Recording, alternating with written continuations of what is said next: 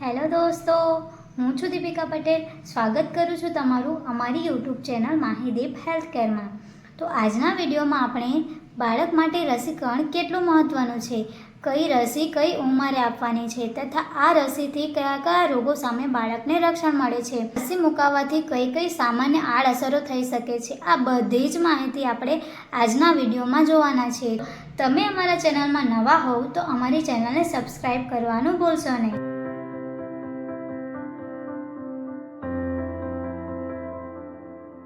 દરેક મા બાપ પોતાના બાળક માટે એ જ કરવા માંગે છે જે સૌથી સારું હોય. તમે બાળકને સુરક્ષિત રાખવા માટે હંમેશા કાળજી રાખો છો, પરંતુ શું તમે જાણો છો કે બાળકોને સુરક્ષિત રાખવા માટેનો સૌથી સારો ઉપાય છે રસીકરણ. બાળકને બધી જ જરૂરી વેક્સિન સમયસર મળી રહે એ ખૂબ જ જરૂરી છે, કારણ કે બાળકના જન્મથી 2 વર્ષ સુધી બાળકમાં રોગ પ્રતિકારક શક્તિ ખૂબ ઓછી હોય છે.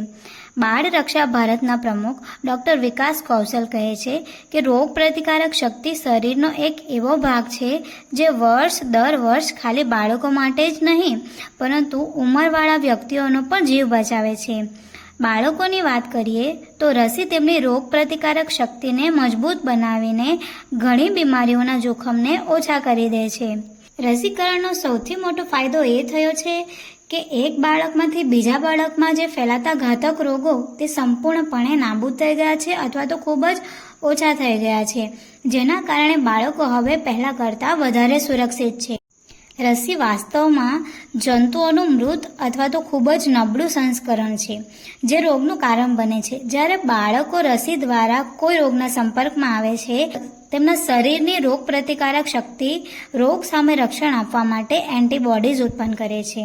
બાળક જ્યારે રોગના સંપર્કમાં આવે ત્યારે બાળકને આ રસી રક્ષણાત્મક કવચ પ્રદાન કરે છે. રસીકરણના ફાયદા તેના કારણે થતી આડઅસરો કરતાં ઘણા વધારે છે.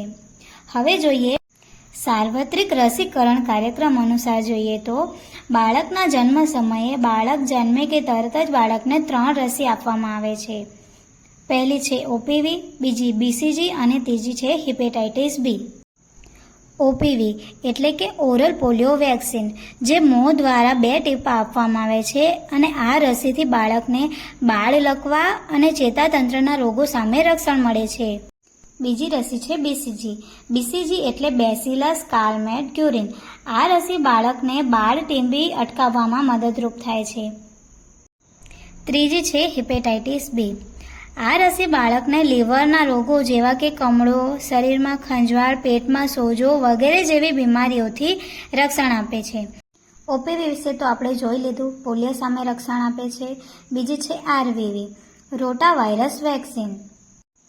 આ રસી બાળકને ઝાડા, ઉલટી અને પેટના દુખાવા સામે રક્ષણ આપે છે.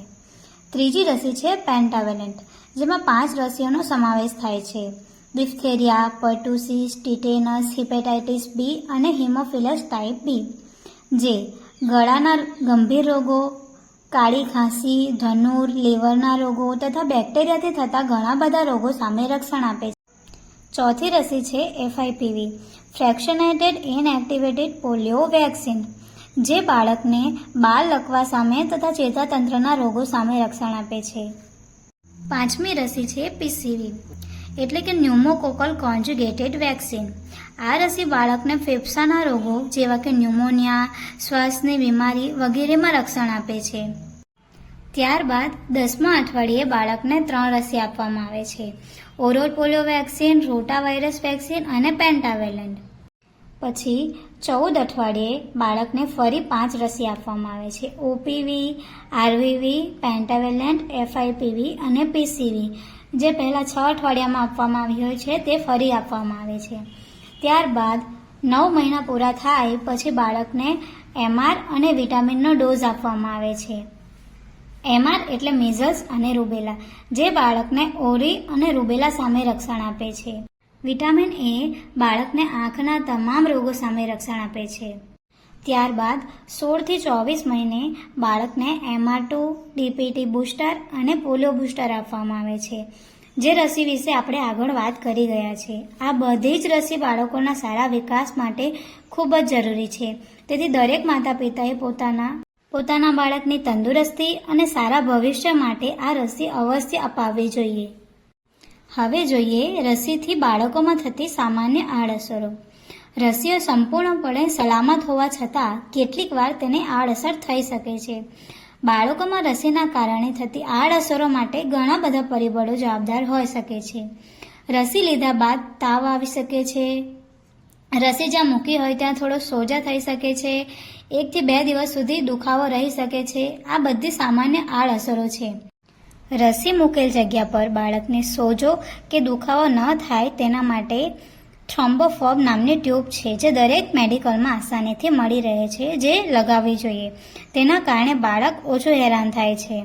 આ બધી સામાન્ય આડઅસરો કરતાં રસીના ઘણા જ ફાયદા છે, જે બાળકને તંદુરસ્ત અને સારા ભવિષ્ય માટે ખૂબ જ જરૂરી છે. તેથી બાળકને રસી અપાવવામાં ક્યારેય પણ સંકોચ કરવો નહીં.